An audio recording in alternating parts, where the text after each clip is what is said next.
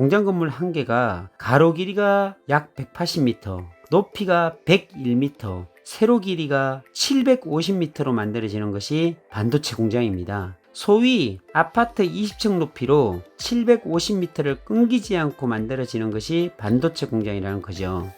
이건 정말 이런 표현을 써도 되는지 모르겠지만 이건 반칙입니다. 반칙. 그럼 삼성전자가 이렇게 대규모 반도체 공장을 쉴 틈도 주지 않고 공장을 계속 만들어가는 이유가 무엇일까요? 이것은 오늘의 가장 핵심적인 질문이자 주식을 투자하든 부동산을 투자하든 이 질문의 답이 주식이든 부동산이든 성공의 키를 가져갈 수 있으리라 확신합니다. 삼성전자가 이렇게 공장을 쉬지도 않고 속도를 내면서 만드는 이유는 공장에서 만드는 반도체 수요가 폭발적으로 늘고 있다는 사실입니다. 이 수요는 전 세계 어느 공장에서도 대체할 수 없는 수요이기에 이런 예견되어 있는 시장을 놓칠 수가 없고 더 많이 점유율을 높이고 한참 뒤처져 있는 비메모리 수요를 세계 1등으로 만들고자 계획을 잡고 실행하는 단계라는 것입니다. 지금의 현재 반도체 공장을 세워가는 것은 아주 훌륭한 미래의 삼성을 본다고 이해하셔도 좋을 것 같습니다. 삼성전자로 인해 동탄이 성장했듯이 삼성전자로 인해 평택 고덕국제 신도시는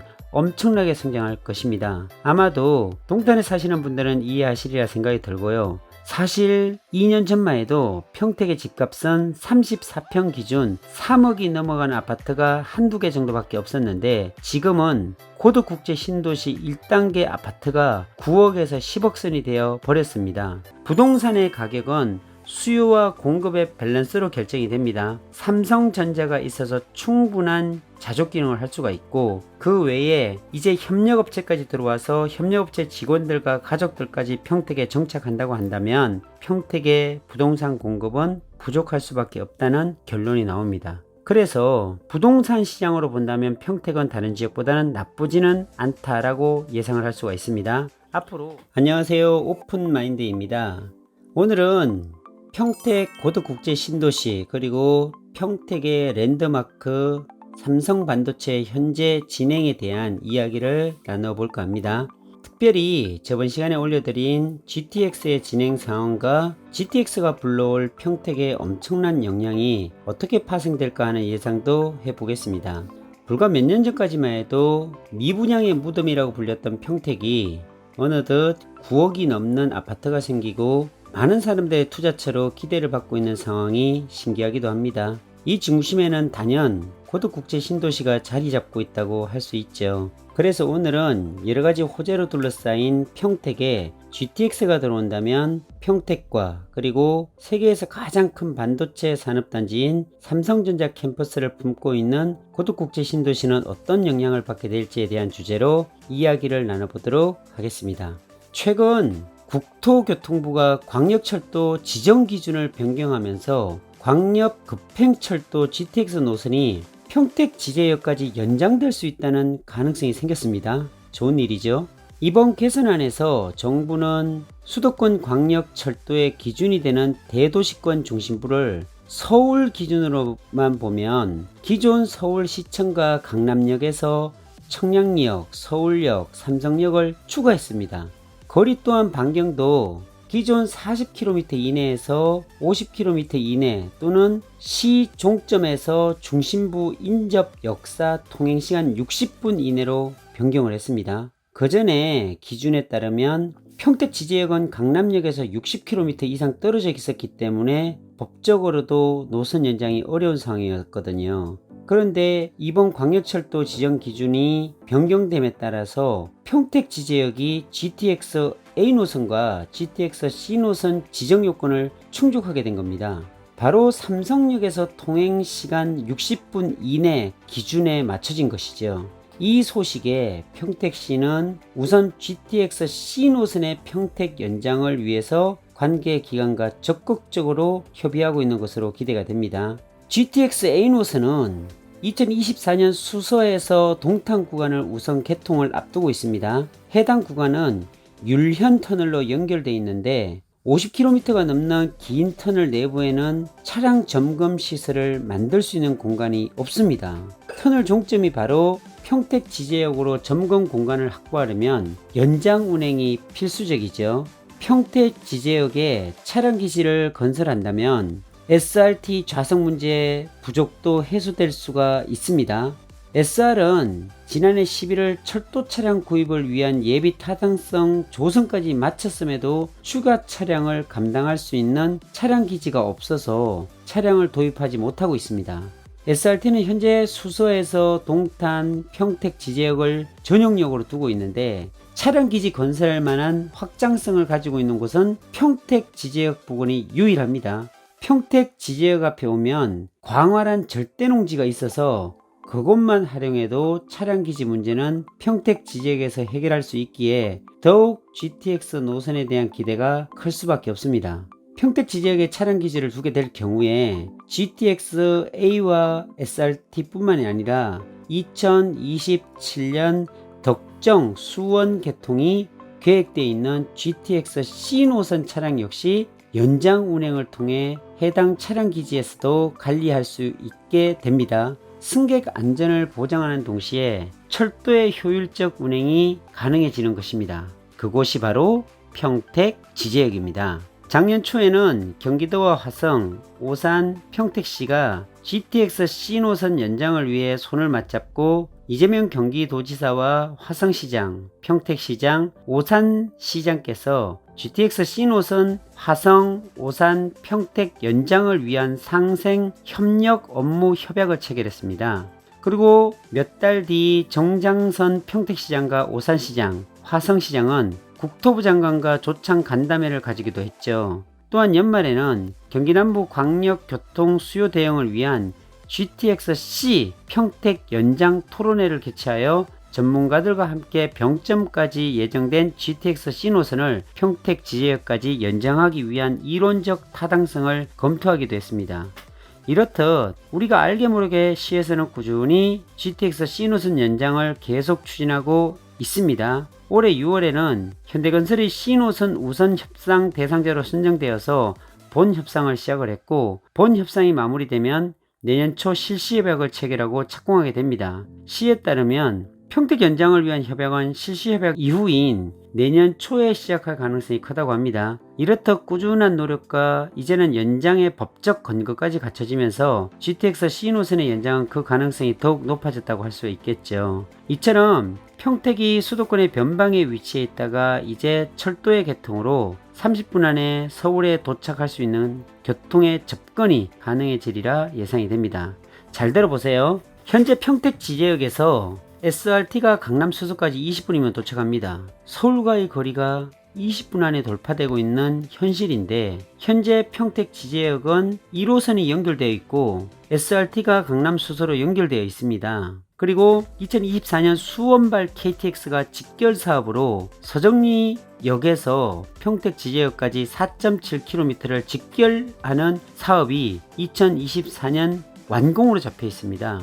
부산까지의 거리가 2시간 15분으로 30분이 단축되는 노선이 됩니다. 아마도 서정리역을 패스하고 바로 평택 지제역으로 들어올 것으로 예상합니다. 부산으로 6회, 광주, 목포로 6회 하루 12번 운행된다는 내용입니다. 현재까지만 봐도 평택 지제역은 트리플 역세권입니다. 그런데 GTX A, GTX C 노선이 추가된다면 쿼드루플 역세권이 되는 초대형 호재로 자리매김될 것이란 것은 자명한 사실입니다. 이렇듯 4개의 철도 노선이 평택 지제역으로 몰린다는 것은 유동성적인 측면으로 볼 때 교통의 결절점이라고 볼 수가 있는데요. 다시 말해 평택 지제역이 주는 위상과 의미는 서울과 직 연결되는 도시로서의 기능을 감당할 수 있으리라 생각이 됩니다. 현재 평택의 인구는 계속 늘고 있고요. 카이스트가 평택 브레인시티로 들어오기로 확정되었고 아주대학교 병원 또한 브레인시티로 들어올 것으로 예상이 됩니다. 화성의 인구가 2000년에 20만 명 정도밖에 되지 않았는데 현재 88만 명입니다. 굉장하죠? 다른 지자체는 현재 인구가 늘지도 않고 줄고 있는데 유일하게 독보적으로 인구가 늘고 있는 곳이 용인시와 화성시입니다. 제가 생각하기에는 그 다음이 평택이 화성처럼 될 것으로 예상이 됩니다. 화성은 2000년도 동탄 신도시의 개발로 인구가 폭발적으로 늘었습니다. 하나의 신도시, 또 하나의 삼성 반도체 화성 공장이 지금의 빛나는 화성시를 만든 주역이 되어버렸습니다. 자, 그렇다면 이제 평택의 이야기를 해볼 텐데요. 세계 최대의 공장 삼성전자 팹 공장이 평택에 지어지고 있고, 우리나라의 가장 빠르다는 수원발 KTX, 강남으로 가는 SRT, 광역 급행철도 GTX-A, GTX-C, 서해선 복선 전철 같은 노선이 평택으로 오고 있고, 우리나라 최고의 대학교 카이스트와 아주대학교, 병원, 대규모 고도 국제 신도시와 브레인시티 같은 도시와 산업단지들이 만들어지는 평택은 과연 10년 뒤 어떤 모습으로 바뀌어 있을까요? 예상이 되시는지요? 이러한 철대의 호재는 평택과 고도국제 신도시에 아주 많은 영향을 끼칠 텐데요. 특히 고도국제 신도시는 삼성전자를 빼놓을 수 없는 신도시입니다. 평택의 삼성 반도체 공장은 세계 최대 규모의 크기를 자랑하고 4기까지 짓기로 했던 팹 공장을 6기까지 늘렸는데 무려 170조 이상을 투자하겠다고 하면서 더욱 기대가 커진 것이 사실이죠. 여기에 삼성전자가 최근 조직 개편에서 메모리 제조 기술센터인 MTC를 화성에서 평택으로 이전하기로 한 데 이어 수백 명의 메모리 반도체 생산 인력을 평택 캠퍼스로 이동시키고 있는 것으로 확인됐다고 합니다. 이번 임직원의 이동은 삼성전자의 시스템 반도체 및 파운드리 인력뿐만이 아니라 메모리의 거점도 화성에서 평택으로 이동하고 있다는 데 의미가 있는 것이죠. 지금도 팹 공장 하나에 5,000명 이상의 정규직 직원들이 일하고 있고, 공장을 짓는 인력들이 넘쳐나는 상황에서 메모리 반도체 생산 인력들까지 유입되고 있는 상황인 것입니다. 감이 오시나요? 평택에 삼성으로 인한 일자리가 늘어나고 고수입의 사람들이 평택에 정착하게 된다는 것이 핵심입니다. 현재 진행 과정은 4공장을 내년 상반기에 착공 예정이지만 벌써 4공장 특파기는 한참 진행하고 있고요. 3공장은 2022년 하반기에 완공될 예정입니다. 또한 삼성전자에 따르면 최대 2025년까지는 6공장까지 착공에 들어갈 예정이라고 합니다. 이러한 상황이기 때문에 앞으로도 평택 캠퍼스에 삼성의 집중적인 투자 발전이 이루어질 것으로 당연하게 예상할 수밖에 없고, 이 많은 인원을 감당하기 위해서 53층 규모의 통합 컨트롤타워 신축을 계획하고 있습니다. 이 사무동이 완성이 되면 연구개발과 지원부서 등 약 7천여 명의 근무자들을 수용할 수 있다고 합니다.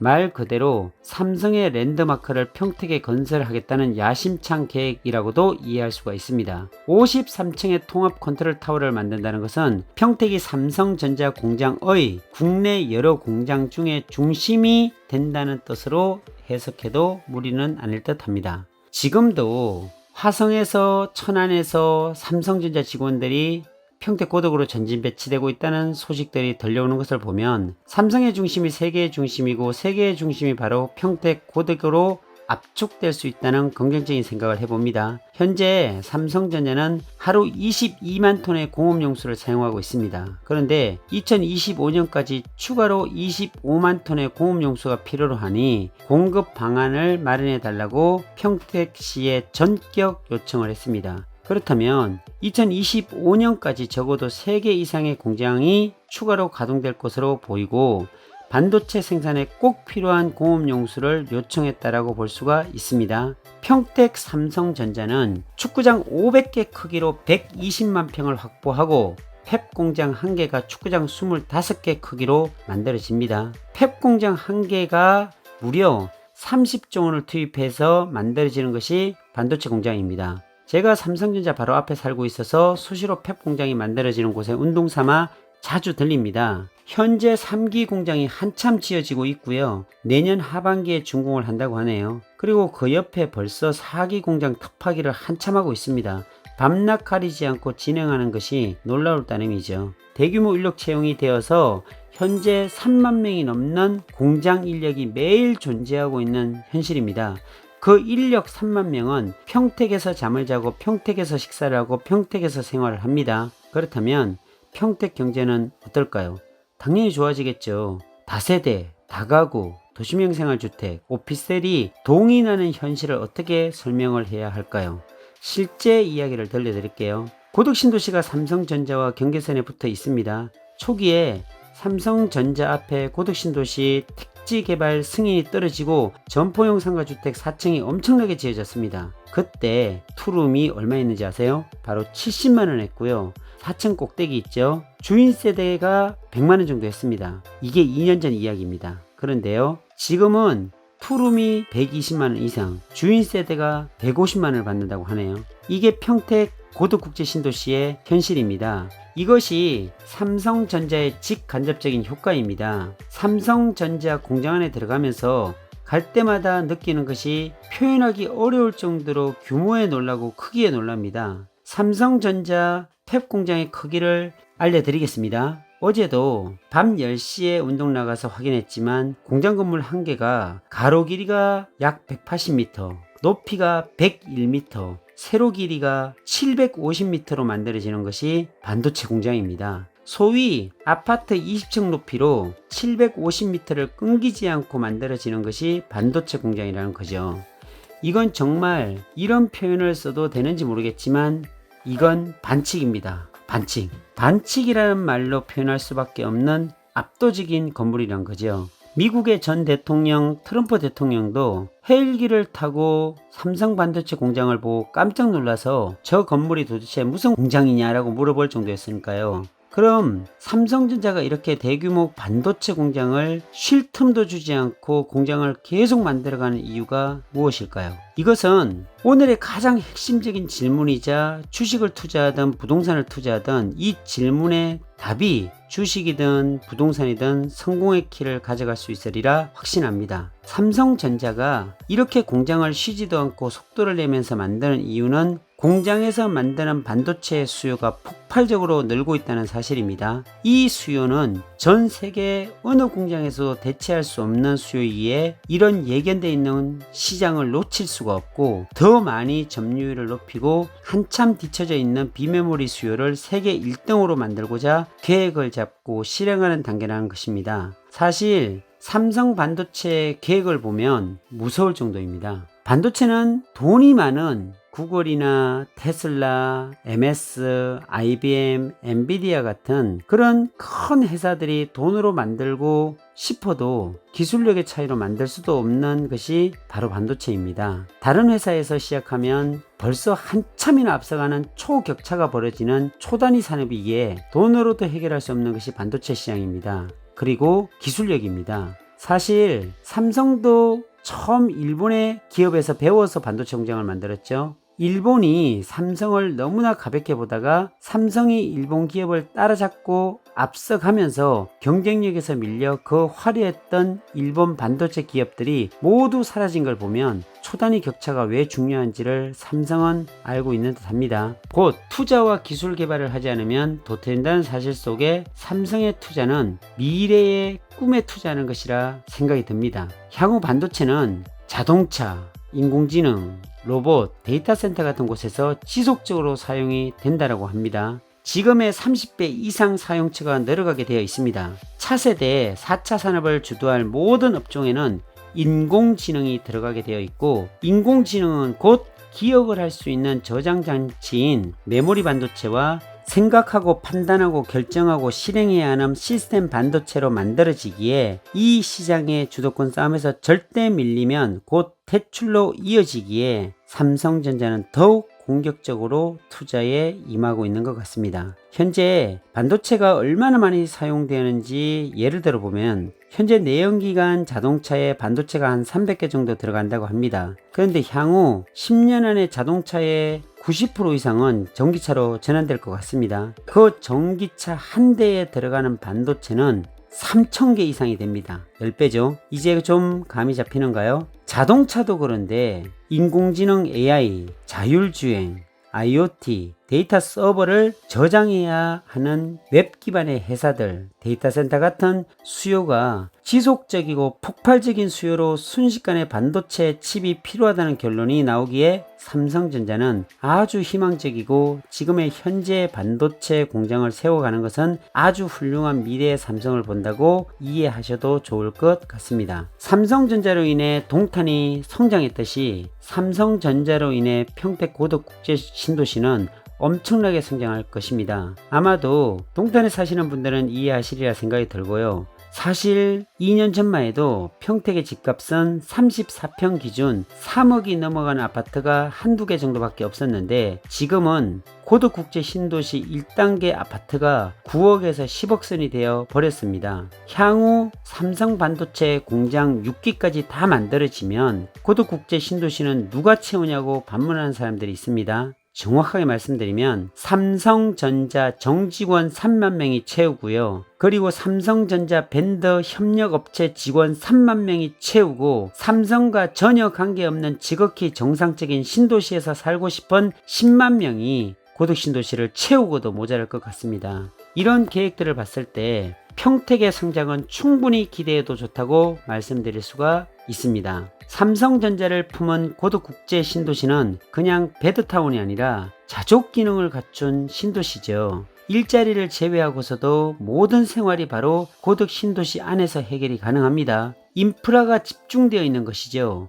2단계에 있는 에듀타운과 더불어 국제학교부터 초, 중, 고가 순차적으로 개교를 하기 때문에 우수한 학군 분위기를 이루게 될 것이고요. 2022년 하반기에 완공되는 한박산 중앙공원은 야외 공연장, 산책로 등의 다양한 테마로 구성됩니다. 여기에 호수공원까지 완공되게 되어 있고, 2024년 6월에는 예술의 전당이 준공 예정되어 있습니다. 또한 평택의 유일한 박물관이 개역되어 있고요. 행정타운 시청과 시의회 2024년 하반기에 착공 예정인 만큼 시에서도 고덕국제 신도시를 평택의 중심으로 하고 있다는 것을 엿볼 수가 있는 것이죠. 교통으로 보면 원래는 서울과의 접근성이 그리 좋지는 않다고 할 수 있습니다. SRT가 있긴 하지만 일반 시민들이 사용하는 방법은 1호선 전철과 버스를 이용하는데, 강남까지 1시간이 넘어가는 탓에 수도권 치고는 조금 멀게 느껴지는 것도 사실입니다. 하지만 이제 KTX와 더불어 GTX까지 연장이 되면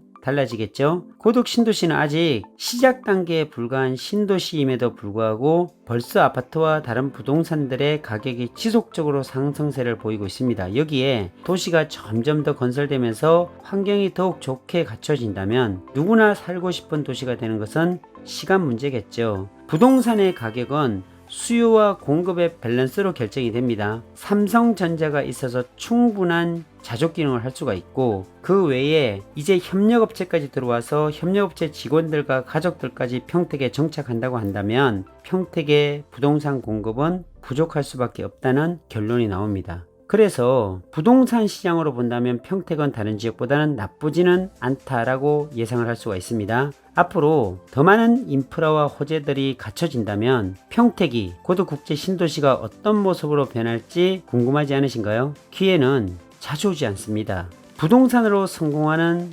사람들을 그저 보고만 있을 것이 아니라 그 기회를 자신이 잡기 위해 꿈을 꾸고 작은 노력들을 꾸준히 시도하다 보면 점점 그 꿈에 가까워질 수 있는 기회가 올 것이라고 저는 생각합니다. 이런 정보들을 듣고 알아보고 공부하는 노력들을 통해서 자신의 삶을 바꿀 수 있는 꿈을 꾸시기를 기대합니다. 자, 2022년 새해 복 많이 받으시고요. 꿈을 꾸는 모든 소망이 꼭 이루어지시길 간절히 바라봅니다. 한 해 동안 정말 감사했습니다. 오늘은 여기까지입니다.